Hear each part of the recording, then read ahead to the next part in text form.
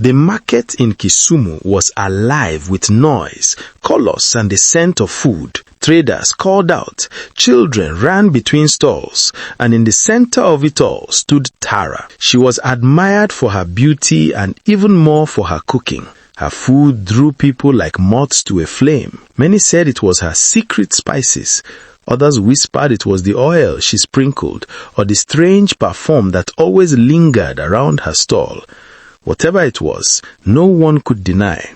The moment you tasted her food, you always came back for more. Bernard, a man of wisdom and wealth from Tanzania, had come with his wife Nora for a holiday in Kenya. They wanted peace, a break from the fast life. On their second day in the village, Bernard was introduced to Tara.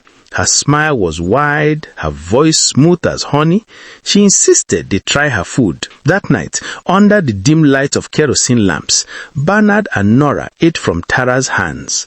The food was unlike anything they had ever tasted. Rich, irresistible, unforgettable. Bernard closed his eyes, savoring it, while Nora laughed softly, saying it was the best meal she had ever eaten. But the joy was short-lived.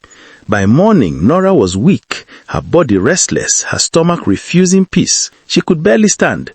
Bernard was terrified, rushing to find medicine, but nothing seemed to ease her pain. It was then that Jessica arrived.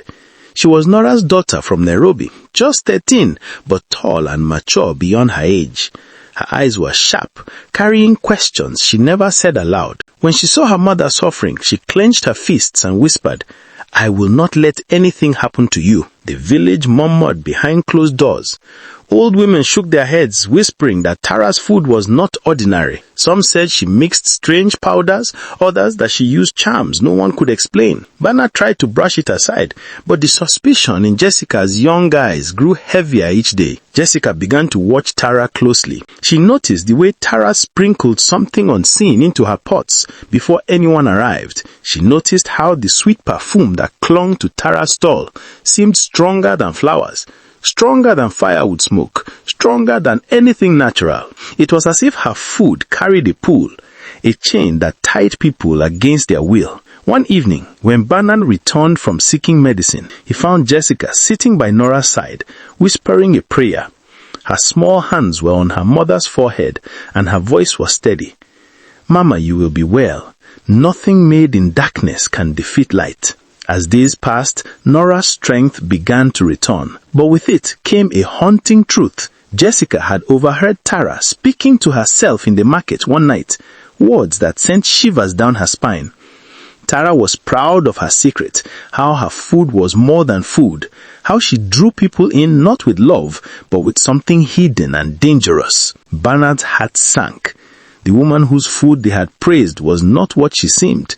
He realized that beauty can carry shadows and sweetness can hide poison. The holiday he had dreamed of had turned into a battle between fear and faith, between light and deception. When Tara saw Nora recover, her smile faded. She avoided Bernard's eyes and her stall was no longer as crowded as before. Word had spread quietly, carried by whispers and warnings. The village began to see what Jessica had seen all along, that Tara's food was not a gift, but a trap. Nora's recovery became the family's greatest victory. She held Jessica close, tears in her eyes. Bernard looked at his daughter and understood something he had never seen before. True wisdom was not always in men of success, but in the courage of a child who dared to face what others feared to speak. In the end, Tara's name faded from the market. Her perfume no longer filled the air, and her store grew empty, but in Bernard's home, laughter returned.